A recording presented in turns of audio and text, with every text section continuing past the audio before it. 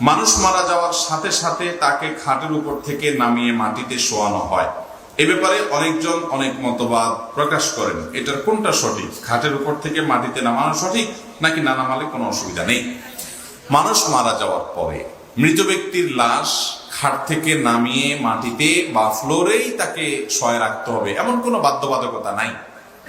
তবে এটা ঠিক যে মৃত ব্যক্তির লাশ সোজা করে রাখতে হয়, একটু উঁচা, এক অংশ উঁচা আর এক অংশ নিচা হলে অনেক সময় দেখা যায় পেট থেকে কোনো কিছু বের হয়।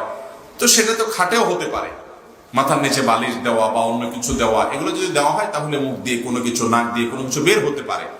সেই জন্য সমান জায়গা দিয়ে শোয়াতে হয়। এটা হলো বাস্তবতা, এটা হলো সমস্যা হতে পারে সেই জায়গা থেকে এইভাবে শোয়ানো হয়। এটা শরীয়তের কোনো নির্দেশ, ফরজ ওয়াজিব, যেটা না করলে গুনাহ হবে বা কোরআন হাদিসে এটা করতে বলা হয়েছে, বিষয়টা এরকম না। অতএব কোনো মানুষ মারা গেলে তাকে সাথে সাথে খাট থেকে, পালং থেকে, আপনার চৌকি থেকে নামিয়ে তাকে ফ্লোরেই শোয়াই ফেলতে হবে এমন কোনো বাধ্যবাধকতা